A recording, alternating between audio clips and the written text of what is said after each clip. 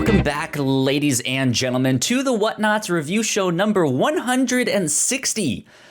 My name is Kyle Springer, and I am joined by Melissa Wilkinson. Hello. And Alan Busbee is joining us once again on this episode. You talking to me? Hello. Yeah, I'm talking to you. You got a problem? Can't you see I'm working? I can't do it though. I'm working here.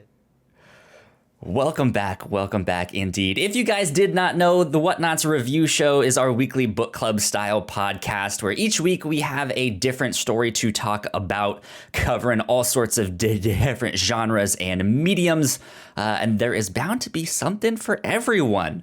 This week, however, we are talking about The Way of the Househusband, the Netflix anime.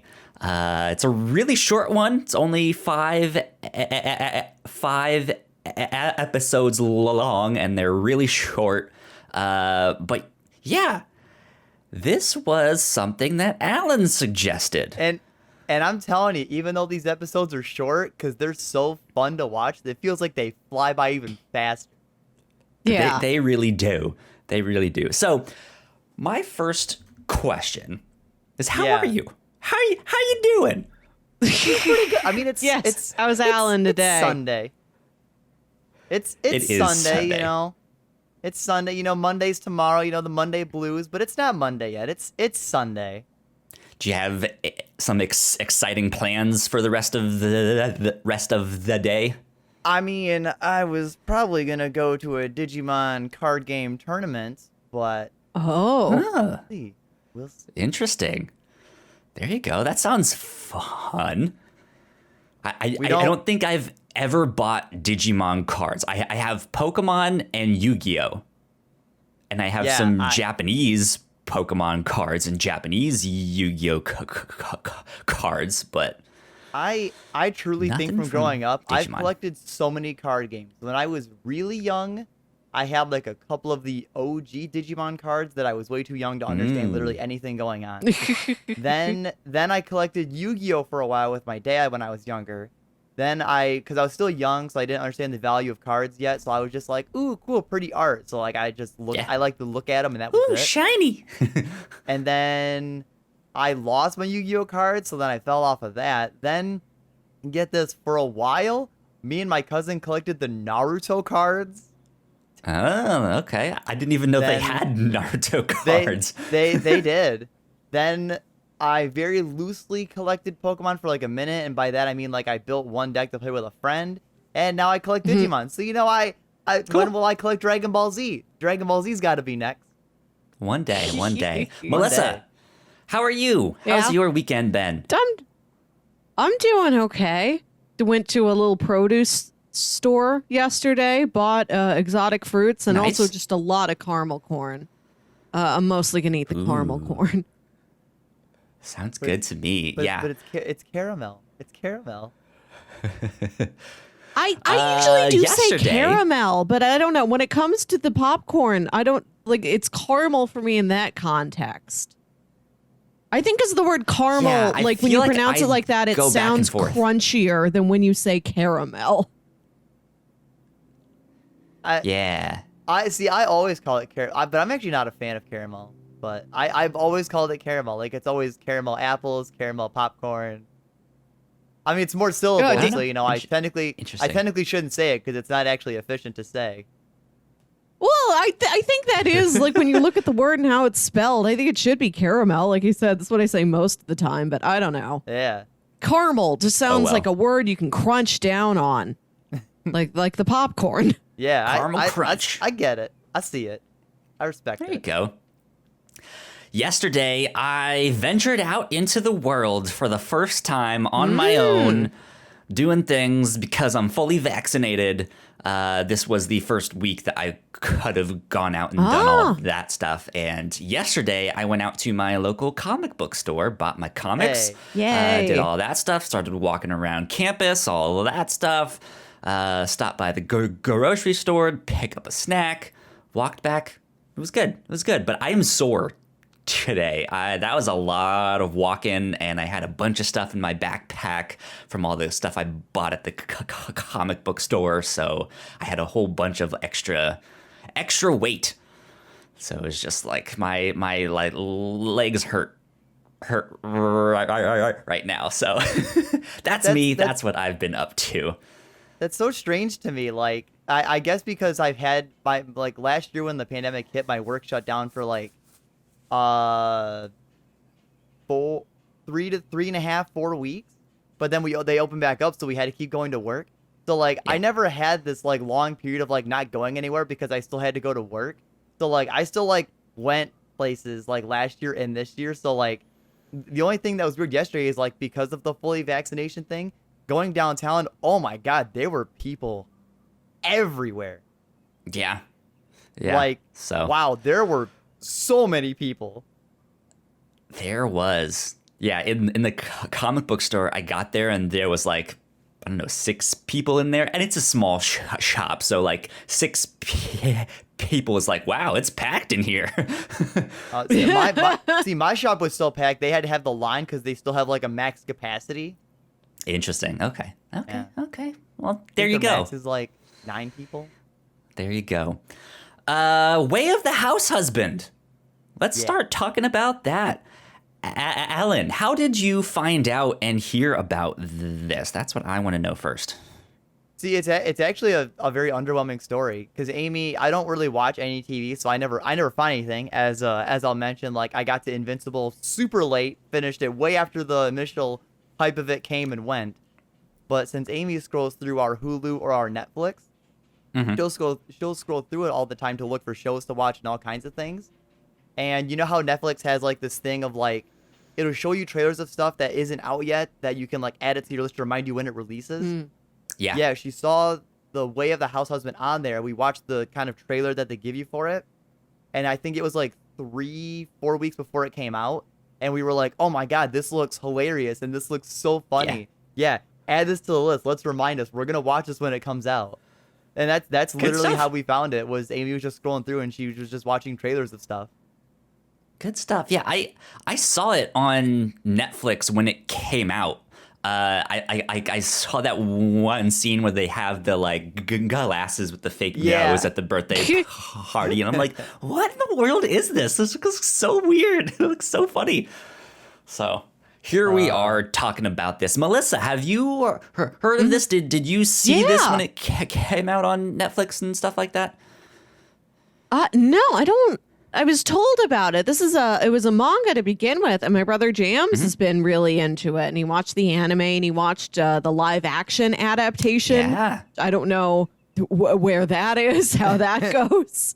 It's not on Netflix, this was a title I was already familiar with. Yeah. So I was happy that Alan pitched it to us. It was a very fun watch. Good stuff. And it's so fun to watch. As we mentioned before, like Ignacio from our group, this would be a show. I feel like he would love this. Yeah, we mentioned that to him on crossplay. Man. This was an interesting show. I really enjoyed this one. We'll go ahead and do our spoiler-free thoughts and stuff, and then we will get into spoilers in just a bit. I enjoyed this one a lot. I thought this was hilarious. It really did remind me of the Yakuza games. Yeah. The main character in this show, I don't remember his name. Tatsu. Tatsu. Yeah. He definitely reminded me a lot of Kiryu.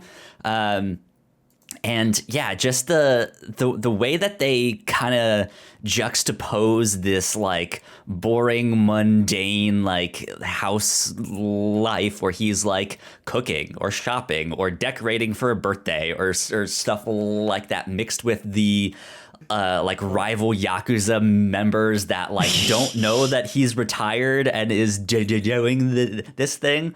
It's really funny, the like situations that they find themselves in.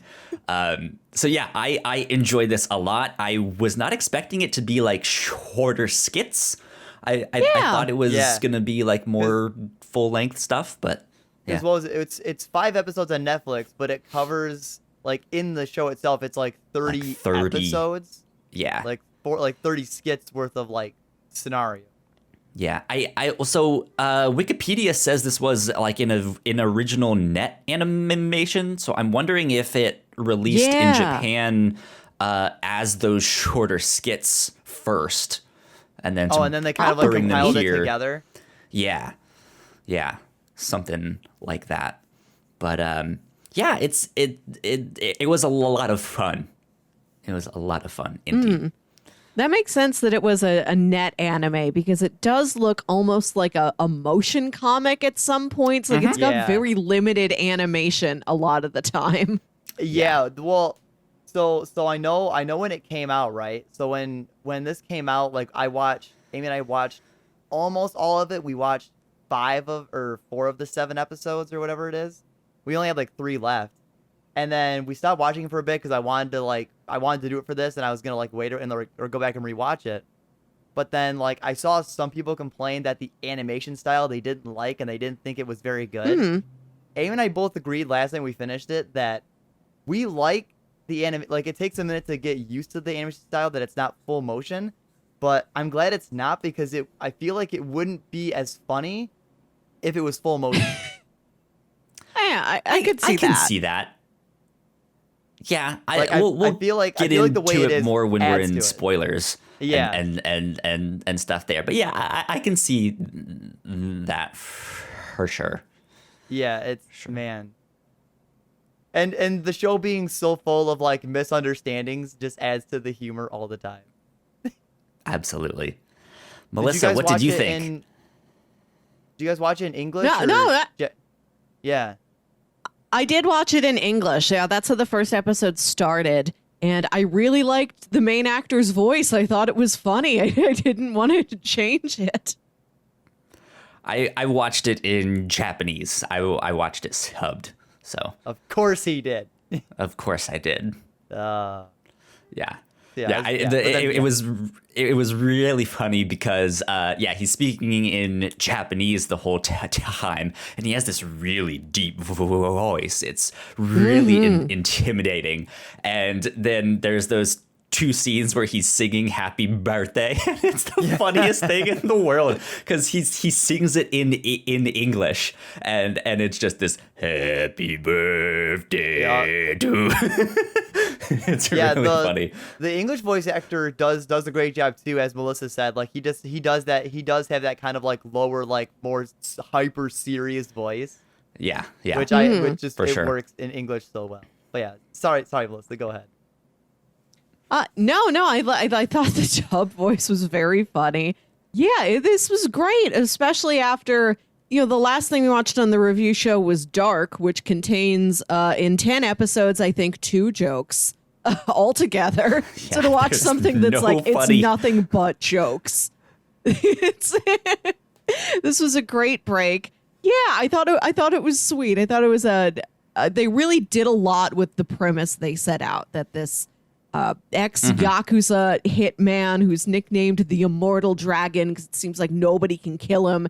He survives like any scuffle he gets into. He decides to just settle down and be a house husband, and now his life is entirely like cooking and cleaning and shopping and doing neighborhood community activities. Oh, what a great community. What a great community. I loved all his housewife friends. Right. Yeah. Cool. So I think you can kind of glean a basic synopsis from all of this. Yeah, ex-yakuza guy retires to be a house husband, a stay-at-home husband. Now his life is these like domestic tasks.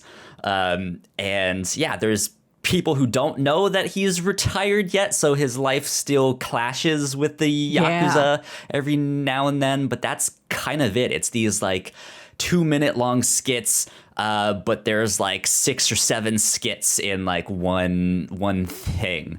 And it's really, really funny. I highly recommend going to check it out. You can watch it in like an hour and 15 minutes. Yeah, it won't take you long. So, it won't take you long to watch it. Yeah. But that's basically it. It's out on Netflix here in the United States. So go check it out. Go check it out indeed. With that, though... Oh, go ahead. No, I was gonna. He doesn't even really like scuff with yakuza people. It's more like, it's not those like yakuza encounters you would think. When it's like, oh, like they find the Immortal Dragon, but like it's not really like as bad as you think. Yeah. Indeed, for sure. With that, though, we will take a short break for housekeeping, and then we will be right back. We put a lot of hard work into the shows that we make, and yes, we make multiple different shows here at the Whatnauts, and we'd love it if you would check them all out. You can find out more information on our websites at thewhatnauts.com, as well as your favorite podcasting platform of choice. When you type in the Whatnauts, all of our shows will pop up right there. Just don't forget to give us a nice rating and review if you like the shows. If you want to support what we do here at The Whatnauts, patreon.com/thewhatnauts is the best place to do that. You can support us for as little as $1 a month. You can get all kinds of exclusive content at our $3 tier, and you can get a shout out and thank you on all of our shows at the $5 tier. You can support us on Twitch by subscribing to our channel at twitch.tv/thewhatnauts, and we would love to have you all join us for our live streams and talk with us in the chat. And lastly, we have merch. If you want to grab yourself a shirt or a sweatshirt or a mug or something else, head over to thewhatnauts.com/store to pick up some merch today. And we are back. A big shout out to our Patreon supporters at our $5 tier and above. So thank you, Sam, so much for supporting us. It means a lot. We love you and appreciate you. So thank you. Thanks, Sam. Yeah. I can't do it. What? There you go. That's it. That's a heart. I tried to do the hand motion for the heart as, you know, the younger kids do or something. Maybe they do. I don't know if they do it anymore. Hello, fellow kids. Let's see. With cool things we've done this week. Melissa, you joined us on Crossplay this week for our E3 predictions. E3 and Summer Games Fest. I don't know about you, but we had a blast. That was a lot of fun. It was fun. Good. Yeah, you should check it out. It was a blast. Melissa, you are not super familiar with the video game world, so we used you as a human magic 8-ball. Yeah. Mm-hmm. So that was good. You guys should go check that out because E3 is basically happening right now. By the time you guys listen to this, it will already be just around the corner. So make sure you guess Melissa's ratio of how correct she is. Like guess the ratio. 100%? Could be. Who knows? We'll see. Maybe they will add Link's horse as a playable character in Smash, and you can just be a horse. Maybe that one game will come out. Smash. Maybe that one game's gonna come out in 2022. Who knows? Who knows? Indeed. I don't know how times are. We're about to get into spoilers. We had a little technical scuffle with our music here. I don't know if we're going to be able to hear it on our end, but you guys should be able to hear it on your end. So here we go. Let's get into spoilers. And now we're in spoilers. Yeah, we didn't hear it. No. It played, but I mean, unless the sound was supposed to be silent, then yes, I heard it. No, there's supposed to be an alert that's so like that dogs are aware we're going to talk about spoilers yeah. now. Yeah, the dog. It's a free. Kyle played it, but it's at a frequency that we cannot hear. Mm-hmm. Yeah. Only house husbands can hear it. Yeah. Oh, or ex-yakuza can hear it. So I guess none of us fit those categories. True. Yeah. Well. No. You guys don't know much about me, so. Right. Yeah, I don't know. Did you could have a full back tattoo of a dragon. Yeah. Or a full back tattoo of a Spider-Man. That's true. Exactly. That's true. I mean, I don't have the Yakuza tattoos, but maybe. Who knows? All right. Where do we want to start with this? Do we want to start with the art, since that was one of the things that we mentioned? I'd say start with the style, I guess. Okay, so yeah, go ahead, Melissa. No, like I compared it to a motion comic, and it is broken down into a lot of panels a lot of the time. Like it'll flash one image on the screen and then flash another image on the screen. Like it's broken up like that. There's a lot of sound effects on there, even like very vague things. Like he's talking to that ex-leader in that grocery store, and all of her goons come up behind her, and there's like a sound effect on the screen, but it says gather. Yeah. Or they'll have like very limited motion where you see them walking, but they're not actually walking. It's just the still image of them just shuffling. You slide them across the screen. Half the time when somebody's talking, their mouth barely opens. Yeah. It's an interesting art style for sure. It's one of those things. I'm not a huge fan of it, but I don't dislike it either. Like I think what you mentioned,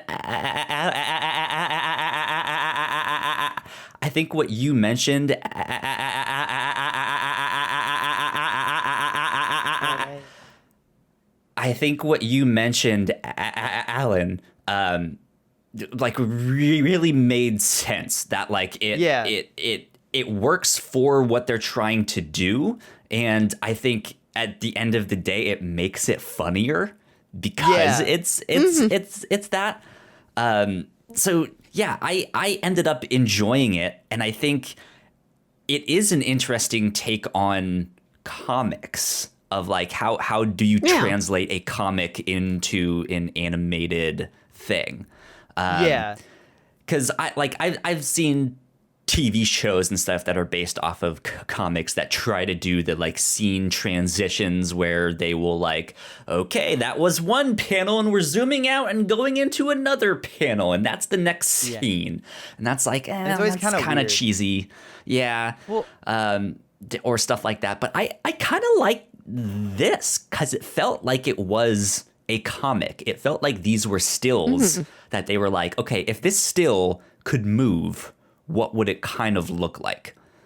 So yeah, it just feels like they just literally ripped panels out of like a colored manga comic and put it on there and just added very simple motion to it. Yeah, I feel if they weren't doing such a slice of life silly story, then it would not have worked. Like if they were doing anything else, I feel like it would not have worked. Another big example is like another Netflix anime, Beastars.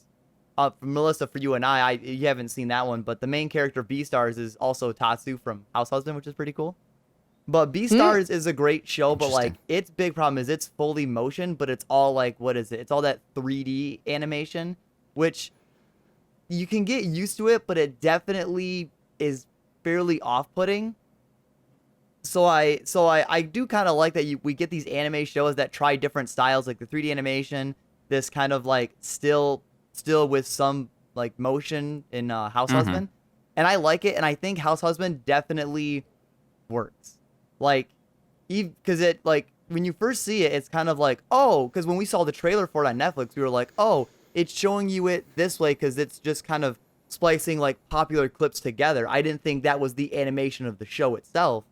But I watched it, and it was like, oh, no, this is the style of the animation. But I was never like, oh, I don't like this. It was like, oh, it is like this. Okay, cool. Yeah, I'm all in.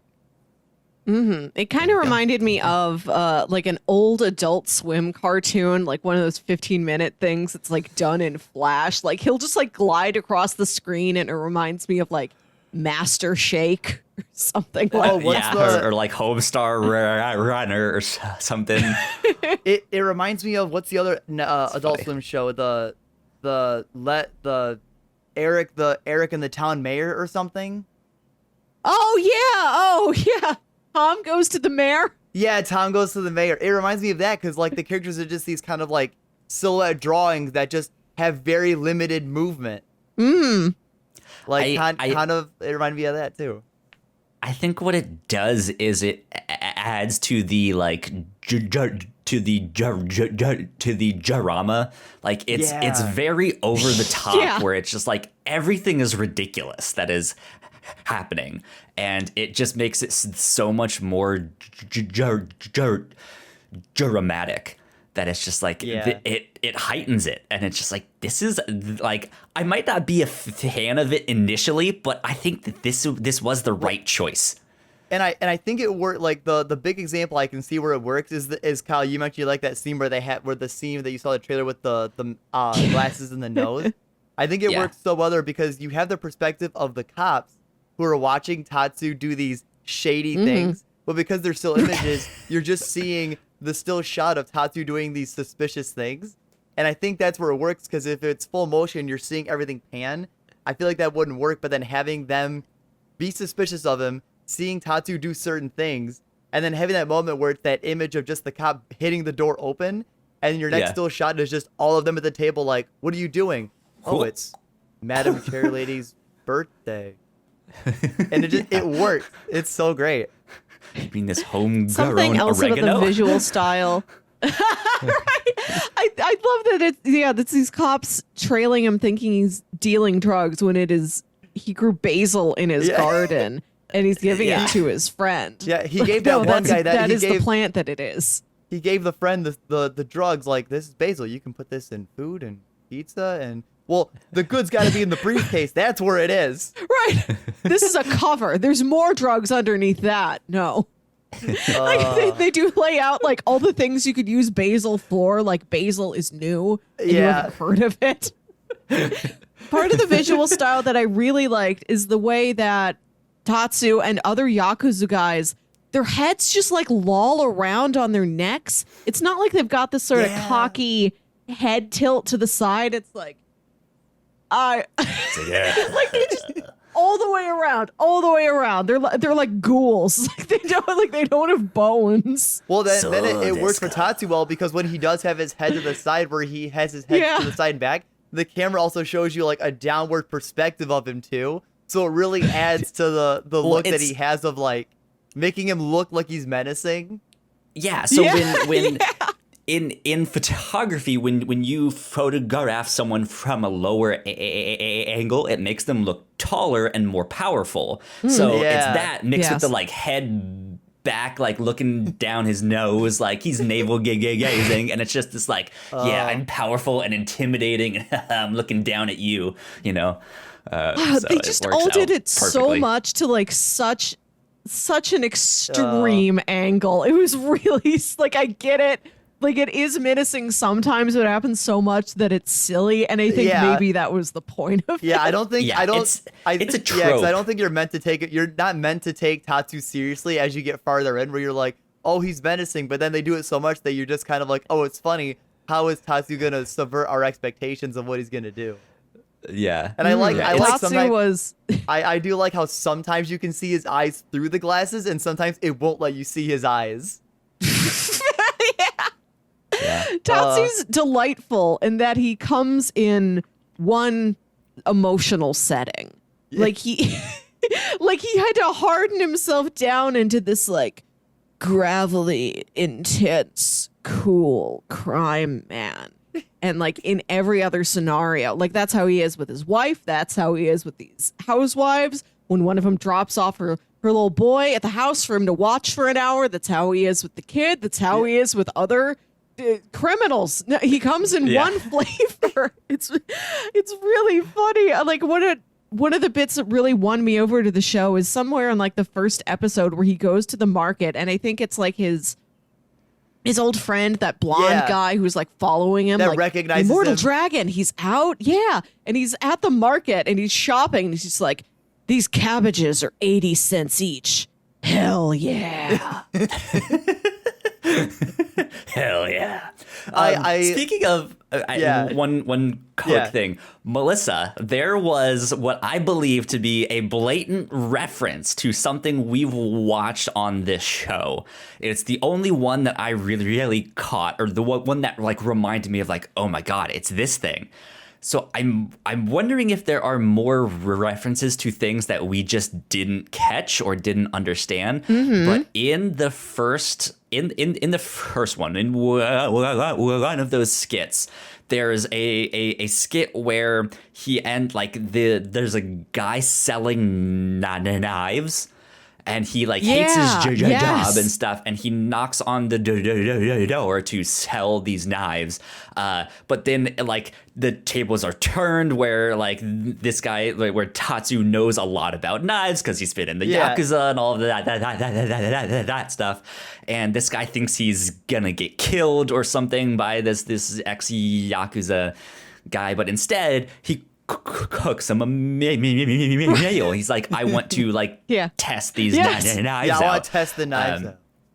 But when he sits down to give him this meal, it's this really light, quaint guitar, acoustic guitar. And then he starts to be like, this food really starts to remind me of when my mom used to make this stuff. And it lasts for 30 seconds. But I was like, it's Midnight Diner.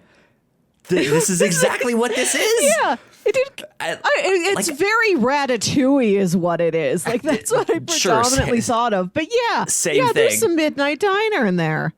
Yeah, that's what I was wondering of. Is there other references to other shows in here that we just don't know or didn't catch or stuff like that? Because that one, I was like, oh, this is great. I love this. Yeah. This could have been filled with spot on recreations of frames from famous Yakuza movies they have that we just don't know. Yeah, you're like, See, the one quick note I'll add about the animation style, because the animation style are those stills, for me is so great because there's not a lot of motion on the screen when you're watching it. The show is completely hard carried by just the good writing. Yeah. The writing just carries it. Because some of my favorite parts is I love the misunderstandings people constantly have with Tatsu whenever he does things. Or just when he applies the Yakuza lifestyle to doing things. Because I remember an earlier episode when they get the Roomba. And it's when he gives him the mission of you need to do this. And I don't remember exactly what happens, but the Roomba messes up and gets stuck in the corner. What's the wife's name? Miku. When she gets home and Tatsu's kind of bleeding a little bit and everything's a mess. And he's like, what happened here? And he's like, the bastard beat me. I was defeated. And the fact that he's acting like it was a battle and a war and he lost and. What is it? The Roomba? I don't remember. What is it? The Roomba drives over the blood or something and it smears it and the Roomba leaves the room it finished the job. And it runs over the cat's tail, which scares it and then starts knocking things down and things just go crazy. Yeah, the other two I really like is later on with Tatsu's old Yakuza friend, Melissa. You mentioned the blonde guy where Tatsu goes to his apartment. I think it's Masa, where Tatsu goes to Masa's apartment and it's a mess and he finds his shirts. He finds his shirts that are dirty, and it's the fact of we'll make this solution, we're gonna kill this. And then it's the whole thing of he was Tatsu using the Bad for a second. He does the toothbrush to hit all of his clothes. Yeah. And I love hearing Masa go, "That's boss." So determined, that's the boss I know. And he's just cleaning shirts. Yeah, and he brings him all these shirts with stains, and he's so intense. This has to be done immediately. He's like, I'm gonna take these all on myself. Stay out of here. And then this one has mud. This one has spaghetti sauce. This one has this thing. This one has that. Just my last one, my favorite one is when I don't remember if they mentioned it. It's where Tatsu meets Miku's parents. So the dad tries to converse with Tatsu, and he says oh, have you ever done karaoke before? And it's the thing of I've never sung in my life. But then the camera shifts where it shows where it has the subtitles of sung equals confessing Yakuza world. Yes. And he's like, yeah, I've never sung a day in my life. I ain't no snitch. I loved all those double entendres. Those were great, especially how everything gets misinterpreted. how like he reads something as threatening, or when he says something innocuous, somebody else reads it as threatening, like how deep it can go. Like when he's working at his friend's like coffee shop for the day because they're short staffed, and he like serves these guys beans, and in their head they're like, beans, that's slang for bullets. Yeah. And no, it's just beans. It's just or like beans. when he's trying to like barter with the guy at the flea market, and he offers him like, would you like a blender? And the guy's like, he's gonna grind me up. And it's like, do you want this toy, this rubber ducky? He's gonna give me cement shoes. He's gonna sink me to the bottom of the ocean, and the duck will float, but I won't. My favorite part is that Everything's a exact metaphor. episode. It's that exact one where that guy, you do the training montage where he trains his legs to be able to withstand the fear of Tatsu. And then at the end, it's like, hey, boss, that's the Immortal Dragon, that's Tatsu. And then it immediately cuts to him, his legs giving out again. That was great. I love that, we see the guy so frightened his legs are shaking. And like he's aware of this to where he's like, you know how I need to solve this problem and not be so scared by the Immortal Dragon? I'll just develop very strong knees. Like he's like, physically, if I do this, it'll affect my mental state. And it does not. He just crumbles regardless of how many squats he did. I just love how the community loves Tatsu. Like the community that he's in, they love him. So I love how Tatsu seems so ridiculous, but the community loves him and they don't take him seriously. But then when you see Tatsu interact with the yakuza people, and he doesn't find them, they find him. I like how they're always so intimidated by him, and he's just like, yeah, I'm going to the grocery store. Yeah, we're gonna go get a sale. Like, I love how they take him too seriously, and the community just acts like, oh, that's just Tatsu. He's just him. Good old Tatsu.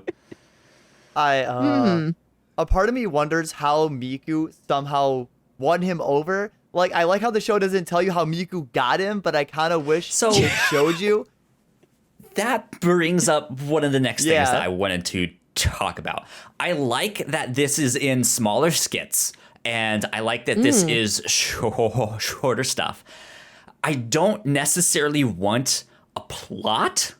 Like, I don't want this, like, through line stuff, but I want a little bit more. Like, I want just a little bit more information on, like, who are their neighbors exactly? How do they really feel about him? Like, who is his wife? Why did they get married? How did they meet? Like, I want more of that stuff.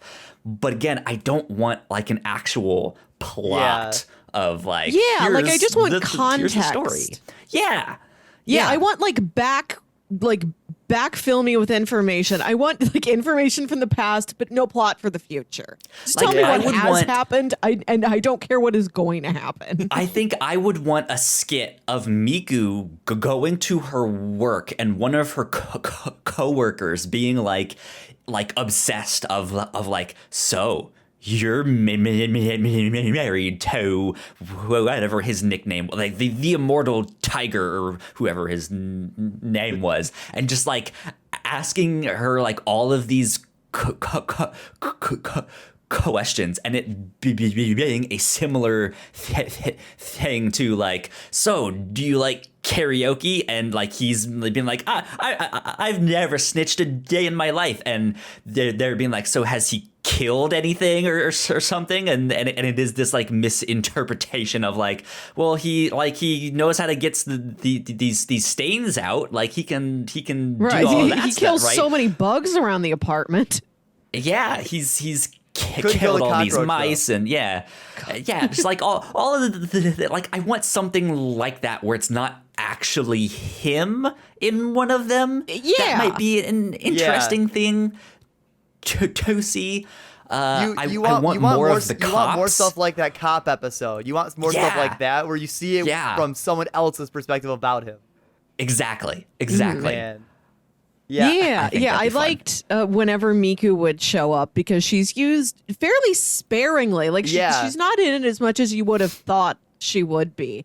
But I like how she is in it. I think it is established that they met while he was still in the Yakuza, like while he was still living it up as the Immortal Dragon, and then he settled down for Dragon, her. that was it. But we don't know Tiger. anything else. We know that she did bring him to her parents. That's not the first time her parents are meeting him. That time they drop by for the dad dinner. mentions when she first brought him home.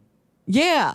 I do love that the dad like really wants to impress him. Like he's not because he's intimidated because it's like, oh, it's this Yakuza criminal because he's sitting there I guess because practicing, he thinks he's like, cool. how do I ask him to play ball with me? And he's sitting there like, right, like the dad wants to engage with him and wants to do these cliche catches, but he's like, I have to do it perfectly. Like he has to take me seriously when I ask him to play catch. I like how fast it progresses. Where he's like, yeah, I've always wanted a son to play catch, and then Tatsu goes, Dad, are you like starts calling him Dad. It's that, but then when they first start doing it, Tatsu is just a dog. That's all he is. He's a loyal dog, and he's playing fetch. And the dad is like too scared, as well as being like, "Oh, this is so sweet," to like let him know, like, this isn't actually how you play catch. Yeah. But then you get that great crescendo where it's like, yeah, whenever you play catch, that's when you can really just let out your emotions and talk about whatever.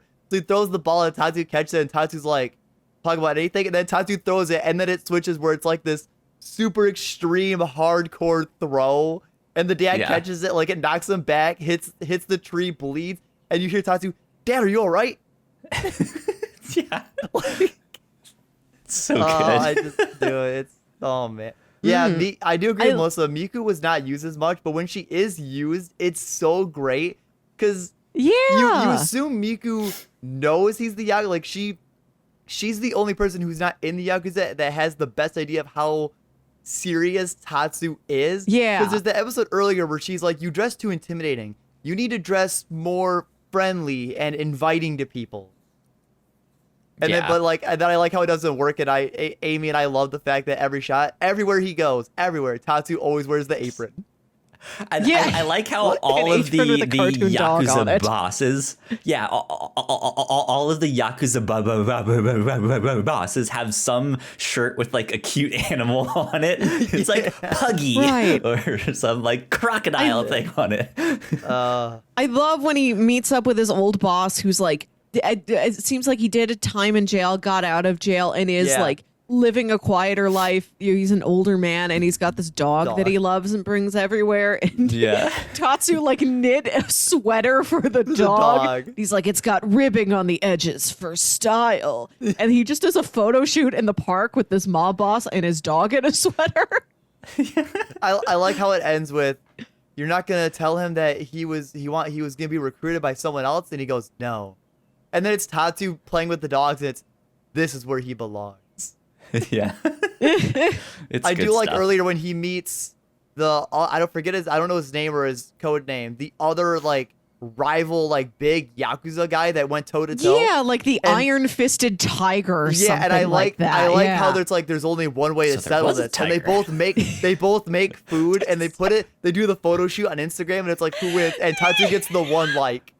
Right, like that's the metric. It's not just we're going to make food or like have masa or have like some passerby eat the food. It's like we have to. This is aesthetically that's the purpose of it. Yeah, like not just what the food is and how it tastes, but how it looks. So this is an Instagram challenge. That's a really interesting aspect because like I mean, I know nothing about the Yakuza, despite what I said about how I stole all of that stuff behind me. But it's interesting to think about the Yakuza interacting with social media. Like, how does that like? Is there some like jealousy or rivalry on which gang member gets the most likes and interaction? Like, is that a thing? Like, I don't know. I don't like that. That's really funny to think about. It's like they have to use it somehow, some way. Yeah, to promote or interact or something. I don't know. I don't know why. It's because it just reminds me of the foodies. I just love when you get these rare occurrences of Tatsu doing something, and he takes like all the really dramatic photos of stuff. Because he's super proud of it. And he's like, I gotta take photos of it. Yeah. It's good. Man, yeah, the show is such a ride. Yeah, it's the- funny. It's the- sweet. The only really quick, the only skits I still enjoy, but I didn't actually love a ton, were the cat ones. Those were fine. Oh, but Alan, those are the best ones.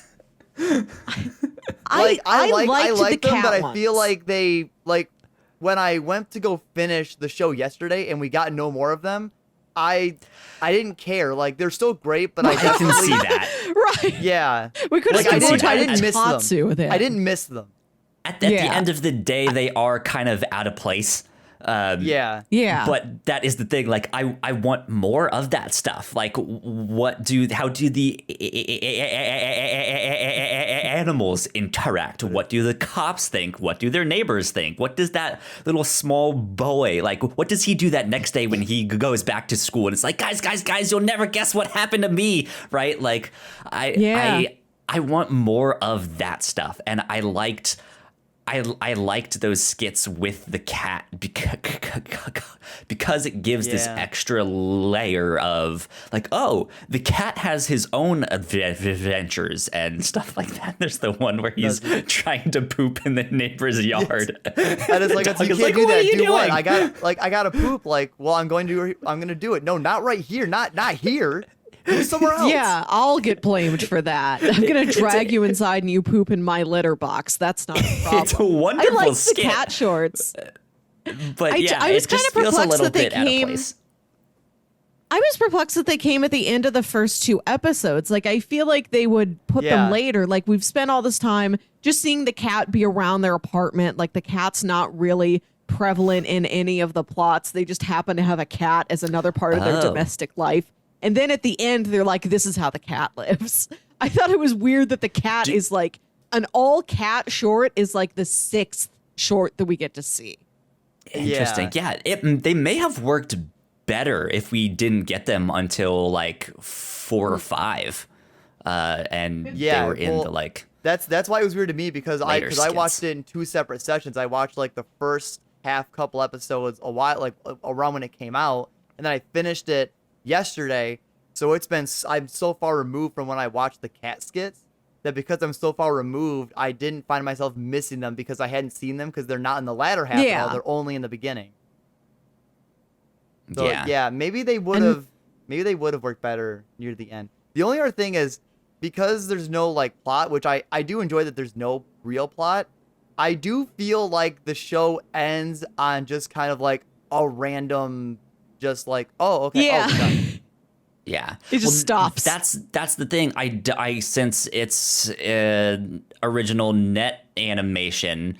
Yeah, it could be that they are continuing to make more and more are coming out in Japan, like as these smaller skits, and then Netflix is just waiting till they have the next batch of 30 of them, and they'll release those in the United States. Yeah.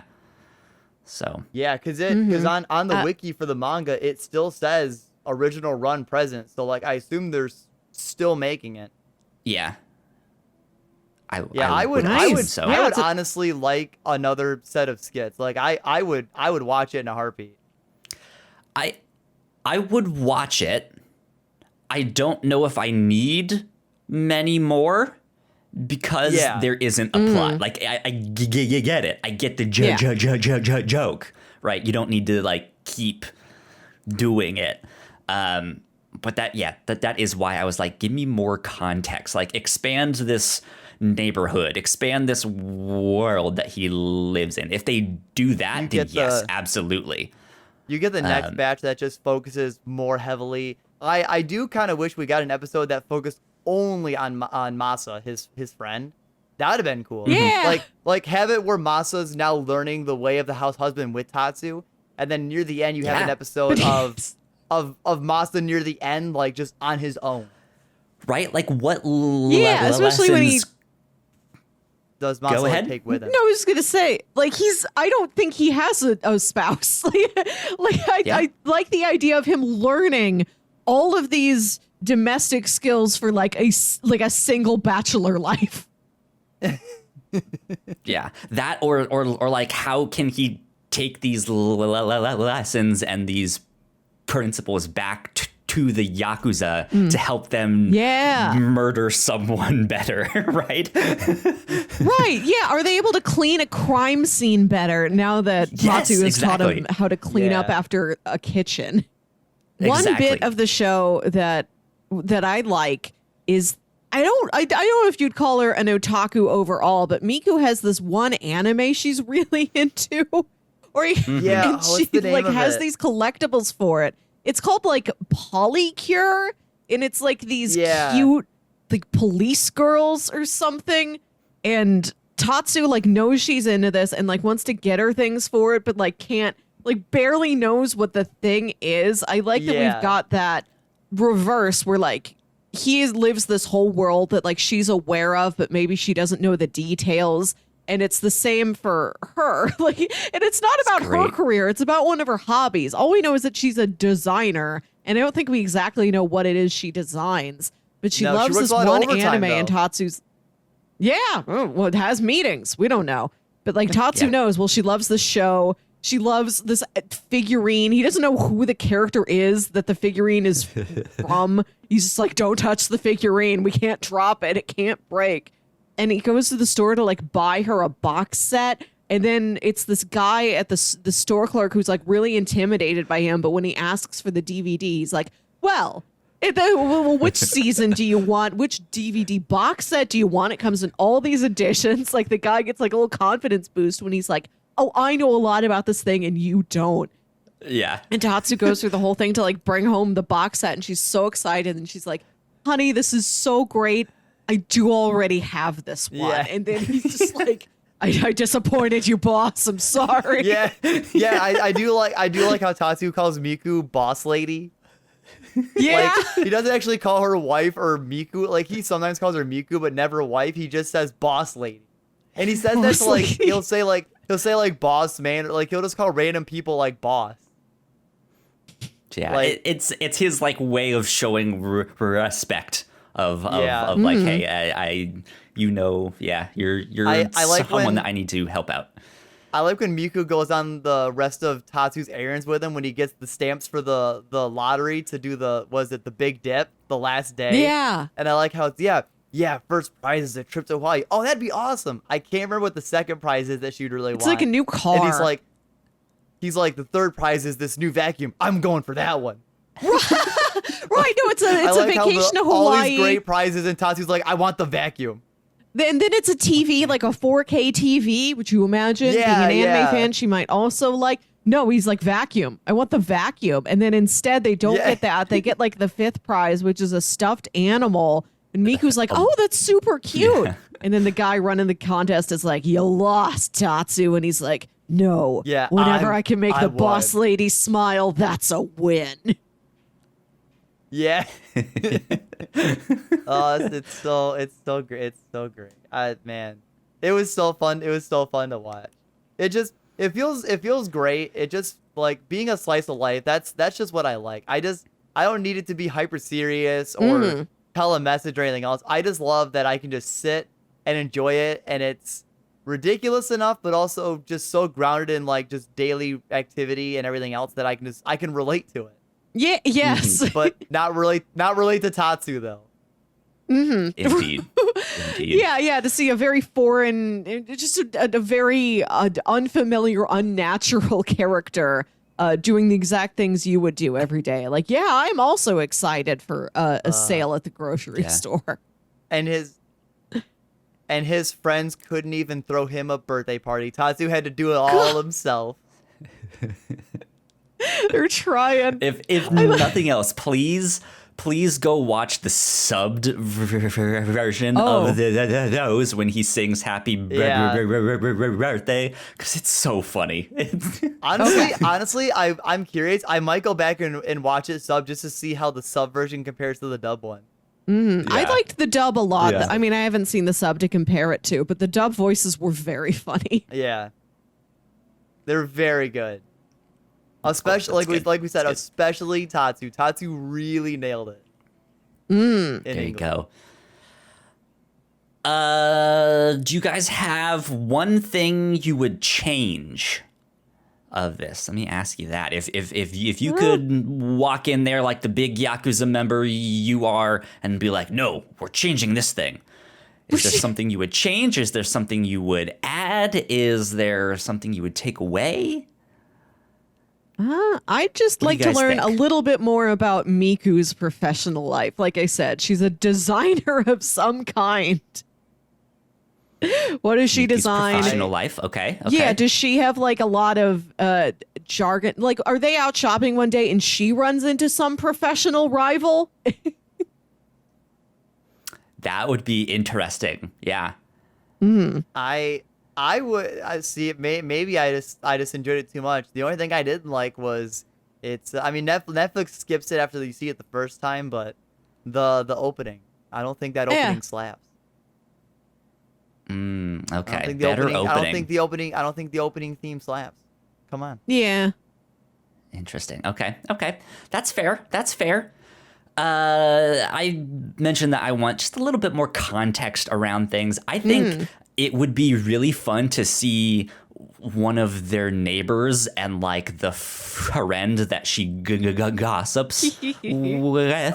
Like, I just want some like gossiping old ladies that like are there. I think that would be a good addition to the show to see all of that stuff. Like after Tatsu does something ridiculous, you get this like almost minier skit of like these two ladies talking about how they saw the situation.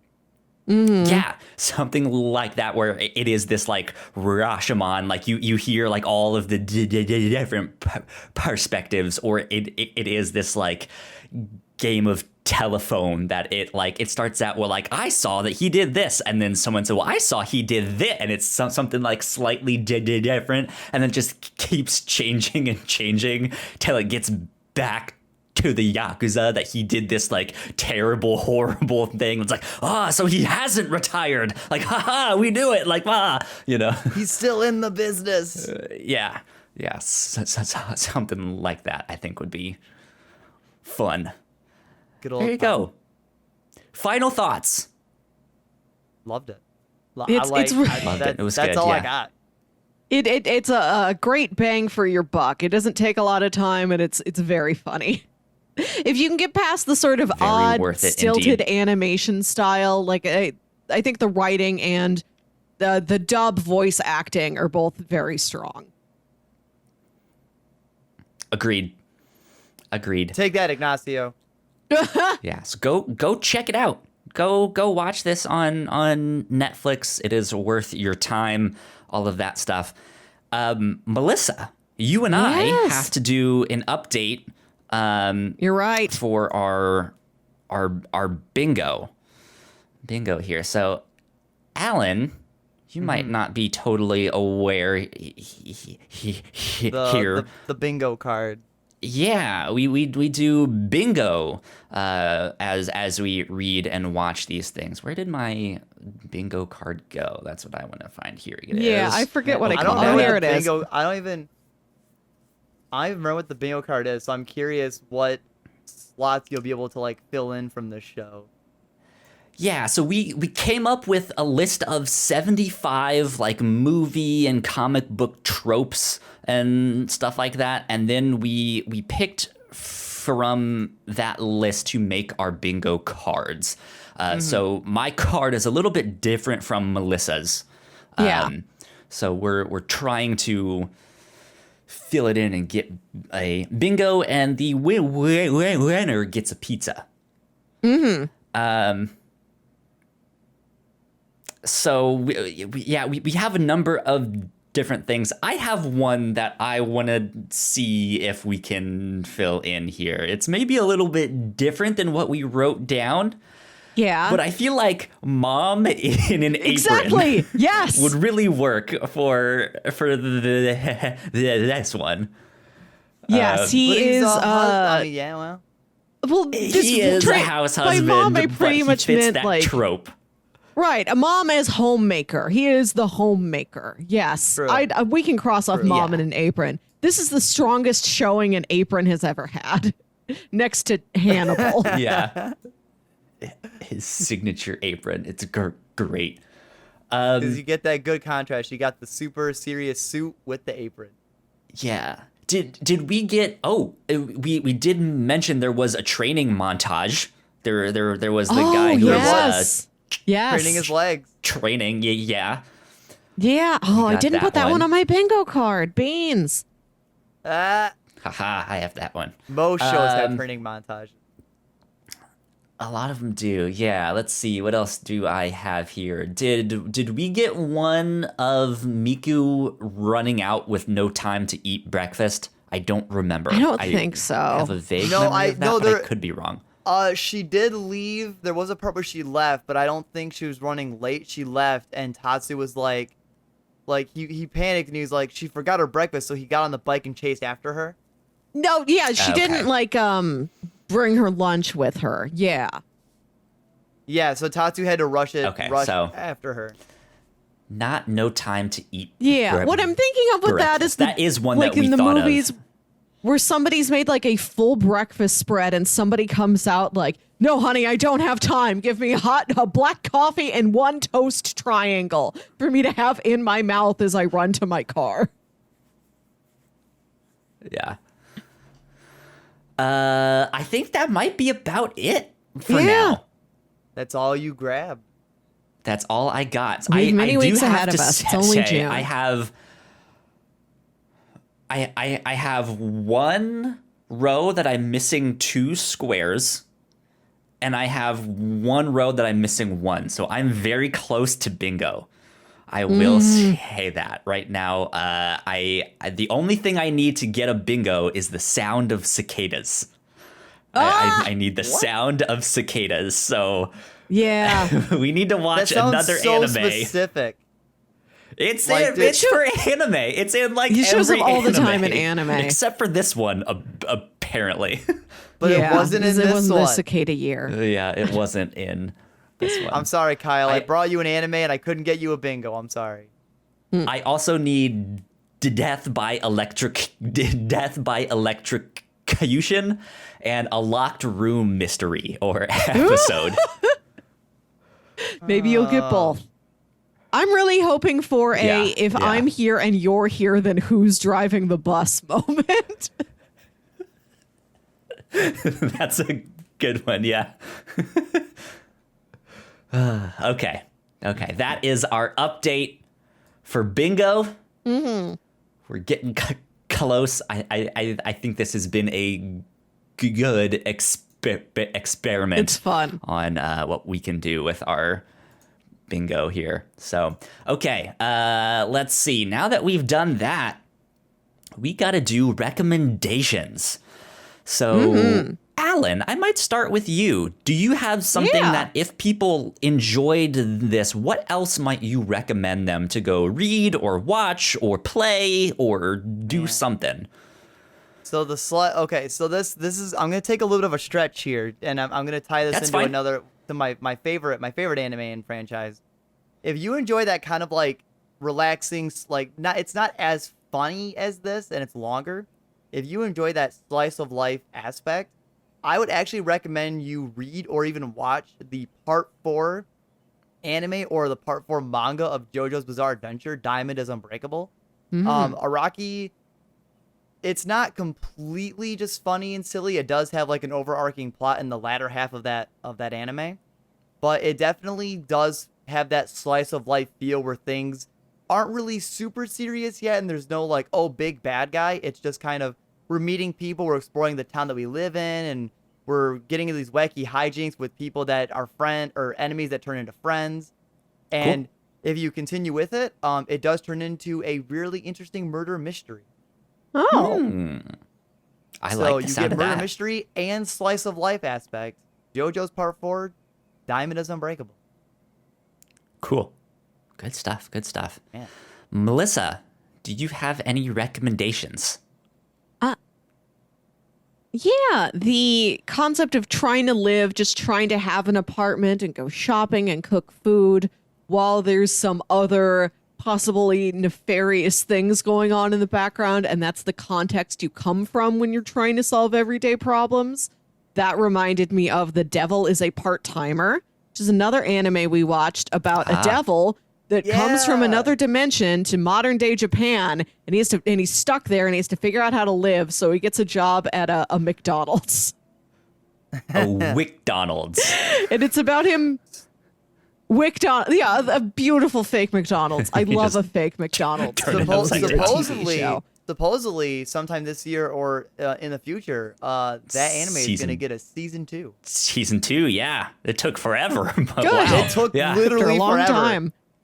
Took forever. And another anime that I would recommend. This has been one of my favorite animes we've watched on the show, even though, Kyle, I know you weren't as fond of it. Watakoi, Love is Hard for Otaku. You know, I treasure my animes about adults. I get burned out on like teen high school stories pretty quickly. They're good. They're important. I like some of them, but I feel like it's like all teens all the time. And I just want to see adults in an office every once in a while. And that's what that show is. It's about a woman who's an otaku. She's this huge nerd about these things that she likes. And it's like ruined every relationship she's tried to get into, where the guy's like, I can't handle how deep you are into boys love manga. And so she starts at a new office and she's like, I'm going to keep it secret this time. I'm not going to let anybody know what a huge nerd I am. But she gets there and one of her like old middle school friend is there. And she's like, he knows everything I'm into. Oh no, he's going to tell everybody. He's going to blow my secret. I'm never going to get a boyfriend here. And he's like, well, if we're both, you know, he's like a huge gamer. And he's like, if we're both these sort of oddball dorks, why don't we just try dating each other and we see how that goes if we already understand each other? Yeah. So it's them. And there's some of their bosses in this office are also, like he's, I forget what his deal is. I think he's also like really deep into manga or something. And the woman's a cosplayer. This really well-known, like really extravagant cosplayer, and like they have a relationship and they're really successful. So yeah, it's just about a mature adult relationships where you're a big nerd about something. Yeah. And you like learn to recognize and support that in each other. There you go. Good stuff. So we mentioned the Yakuza video games. Go play those. That would be a recommendation. But I have 2 anime that I want to recommend. One that is maybe a little more akin to this. It is like a slice of life that generally focuses I don't know if I would call them skits per se, but they are scenes of like, here is this one thing that is happening. And then there's like 3 or 4 of them in one episode. Go watch Nichijou. Nichijou is one of the funniest animes I have ever seen in my life. Like, it is one of the funniest things I have seen, period. It is so good, and it's this little slice of life story, but they just get into these really, really absurd things. There's one character who's really into drawing hentai, and she's on her way to go get her portfolio reviewed. And on her way there, she gets stopped by the cops, and she it's just like a routine thing, like, hey, there's been like a rise in crime in this thing. We just want to make sure you're okay, you know? And she thinks that they're stopping her for all the porn that she has in her book bag and stuff. So when she starts acting suspicious and they're like, hey, you're acting suspicious, can we search your bag? She's just like, no.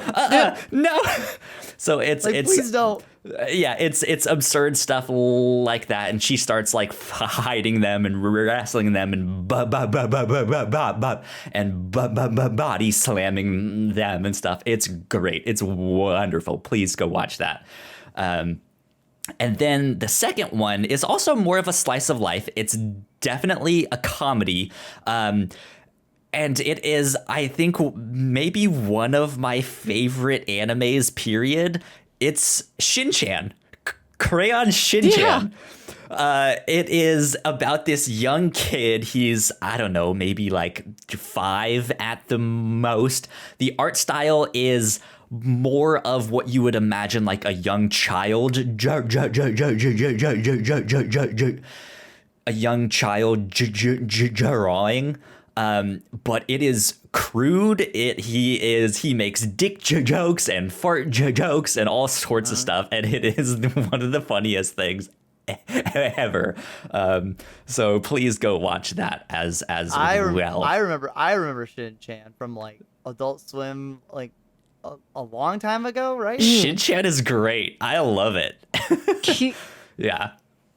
So go check that stuff out. That's what I would recommend. Nice. There you go. Indeed. All right. Melissa, it is your turn to do the pitches for this next week. It is. I was sort of unprepared because I forgot whose turn it was. But I managed to pull together kind of a sci-fi grab bag. Variety of things okay. here. Yeah.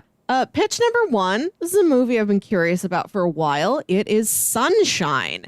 This is a 2007 sci-fi film directed by Danny Boyle, written by Alex Garland. This is about a team of international astronauts are sent on a dangerous mission to reignite the dying sun with a nuclear fission bomb in 2057.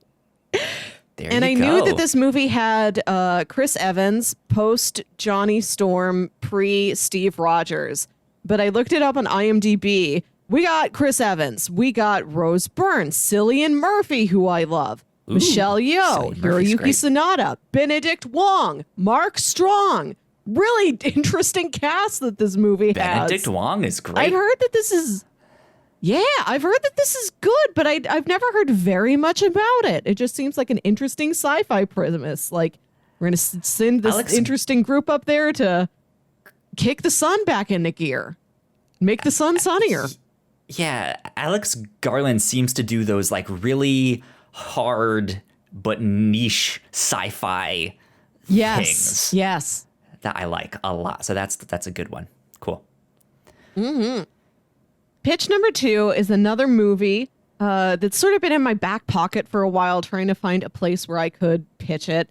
I gave up on trying to develop themes. Like I said, it's a sci-fi grab bag. And this is not a sci-fi story in itself, but it's a story about a sci-fi story. This is the movie Fanboys. It's from 2009. Director's name is Kyle Newman. Star Wars, it's set in 1999. Okay. Star Wars fanatics take a cross-country trip to George Lucas's Skywalker Ranch so their dying friend can see a screening of Star Wars Episode 1, The Phantom Menace, before its release. Interesting. Okay. And it's not like a documentary thing? No, this is a fictional story. Interesting. Okay. I don't think it's based on true events. Yeah, it's like, you know, these friends, like I said, one of their friends is dying. They're like, we don't know if he's going to live to see the theatrical release of The Phantom Menace. And I think they try to break into Skywalker Ranch. They try and infiltrate it because they're like, a print of the movie has to be there. Yeah. We have to get it so we can see it. Okay. Yeah, I've never heard much about this movie. I don't know how good it is, but I think that premise is interesting. Sounds good to me. And then pitch number 3. This is something I just learned about like 2 hours ago when I was like, I need some more sci-fi stuff. And I'm just scrolling through Hulu. I scrolled through everything, but I found this on Hulu. It is a Hulu original show. It's 6 episodes long. It's called Dimension 404. I don't know when it's from. I think it's from the last handful of years. In the darkest depths of cyberspace, there is another world, a lost dimension, home to wonders unseen, terrors unspeakable, and stories unlike any ever told. Dimension 404 is a science fiction anthology that explores the wonders and terrors of our digital age. From outrageous horror comedy to mind-bending action adventure, each episode tells a weird and wild sci-fi tale where the twist ending is just the beginning. There's some really interesting episode premises. I'm going to read you a couple. A hopelessly nostalgic physics student fights to prove her sanity and goes on an adventure through space and time when no one on Earth can remember her favorite 90s cartoon show. So it seems like we've got a Mandela Effect episode where she's like, we'll just jump to another dimension where I assure you the show is real. There's an episode about Polybius. Oh, nice. My fave, Polybius, going to be timely since it is at least a brief appearance in Loki coming out next week. There's an episode about an up-and-coming pro first-person shooter gamer finds the edge she needs in an energy drink. Every moment she spends in slow motion, her life fast-forwards tenfold. Oh. So, like, dude, I like a spy anthology that's like, we're going to get weird, we're going to get funny. It seems like fun. Yeah, and these all seem like they're... it fits in with the like Twilight Zone and Black Mirror stuff, but this is like, hey, let's make sure there's some lighter stuff in there too, because Black Mirror especially is just like everything sucks. Right? Yeah, this seems a lot lighter. Seems maybe like it's closer to Hadron Gospel Hour, the podcast we listen to. Yeah. Yeah. So interesting. Your selections this week are Sunshine, Fanboys, or Dimension 404. Interesting stuff. Alan, if you had to pick, what would you pick? See, I'm not the biggest sci-fi fan. Like, it's so like I'm not like super big into Star Wars as like a fan, so like I gotta rule that one out. But I like some of the crazy episode premises. If I had to watch one of them, and since it's only like, I think it's 6 episodes, I'd probably give Dimension 404 a shot.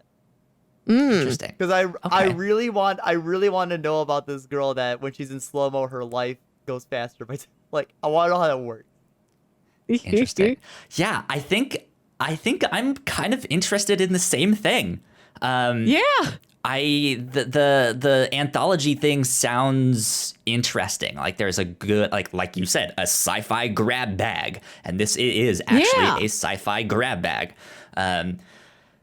But yeah, I want to see what Hulu does with that like sci-fi anthology thing there, because I don't think I've heard of this show. So the fact that it's out there and just like hasn't, like I've never heard of this is like, it's from interesting. It's from 2017. Created by Freddie Wong, Matthew Arnold, and Desmond Dolly. Freddie Wong. Yeah, I know. I think he worked on Video Game High School.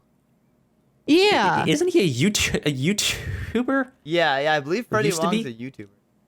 Interesting. Okay. Well, there you go. That's what I think we should do this next week. Dimension 404, the 6-episode anthology on Hulu. That is what we will do. There you go. Alan Busbee, thank you for joining us on this one. This was a great one. Sometimes you just need a feel-good show. Yeah, exactly. Sometimes you do. Indeed. Where can the people find you on the internet? What are you usually up to? Since we like referencing all kinds of other shows for the people that listen to them, you can just find me. You can find me at Twitter at Alan Busbee. So just keep bringing it coming. Keep bringing it coming. Keep bringing it coming, indeed. There you go. And Melissa, where can the people find you? You can find me on Twitter and Instagram at WilkyWit. That's WILKYWIT. And listen to my other podcast, Saturday Morning Obscurities, where me and my brother Jams talk about a weird old kids show you feel like only you remember. There you go. If you guys want to stay up to date with me, I'm at YoKyleSpringer on Twitter. And if you guys want to stay up to date with all of the shows that we do here at the Whatnauts, including Crossplay, where you can typically find